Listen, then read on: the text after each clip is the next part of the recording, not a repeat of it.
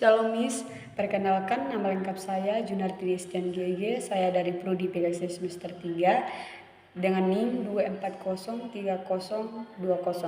Tujuan saya membuat video ini untuk memenuhi tugas formatur 1 dengan mata kuliah kajian dan keterampilan sastra SD. Langsung saja, Shalom anak-anak. Jadi di sini Ibu akan menceritakan tentang legenda Danau Ekuru yang berada di Sumba Barat Daya. Di sebuah desa kecil di pesisir Sumba Barat Daya, hiduplah seorang gadis kecil yang bernama Wina. Umurnya 9 tahun. Wina ini orangnya suka menolong siapa saja. Ia suka membantu ibu-ibu membakar kayu bakar, menuntun anak-anak yang lebih kecil, menyeberangi sungai, bahkan memberi makan hewan-hewan yang kelaparan. Semua orang sangat mengenalnya sebagai anak yang berbaik hati di desanya. Setiap pagi, Wina berjalan kaki melewati rumput dan pantai berbatu untuk menimba air di sumur di desanya. Karena air di desanya merupakan hal yang sangat berharga. Jadi, jika tidak ada air, tidak bisa untuk masak, minum, atau memberi minum kepada ternak mereka. Karena itu, Wina selalu berhati-hati agar tidak menumpahkan air sedikit pun dalam perjalanan pulang. Namun, suatu hari, awan-awan mendadak menghilang dari langit.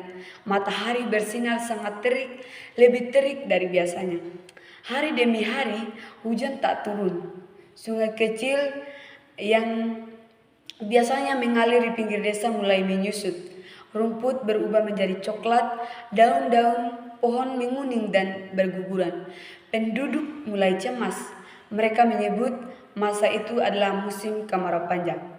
Semakin hari, keadaan menjadi semakin gawat. Sumur-sumur mengering, airnya habis diseret bumi yang retak. Wina menutup mata dan berdoa dengan sungguh-sungguh. Katanya, Tuhan, aku tahu aku hanya anak kecil, tapi tolonglah kami. Semua orang, hewan dan tumbuhan-tumbuhan hampir mati karena kehausan. Jika engkau berkenan, berilah kami air yang bisa diminum. Air laut mendadak berhenti sejenak, membuat suasana menjadi hening. Tiba-tiba, Wina mendengar suara gemericik halus dari dalam karang tempat ia duduk.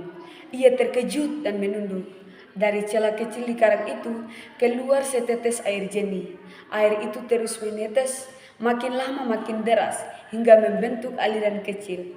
Lalu, Wina mencelupkan jarinya dan mengecapnya. Ajaib, airnya tawar, serunya Giran. Dengan semangat, ia berlari kembali ke desa sambil berteriak, ada air di karang tepi pantai, katanya.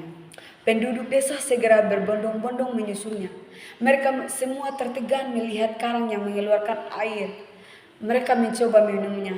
Benar saja, airnya sejuk, bersih, dan menyegarkan. Mereka sangat bersorak-sorai dan bergembira. Ada yang menari, ada yang menangis bahagia, dan ada pula yang berlutut bersyukur. Sejak itu, penduduk membuat kolam kecil di sekitar sungai air agar bisa menampung airnya. Anehnya, meski musim kemarau terus berlangsung, air itu tidak pernah habis, bahkan semakin banyak.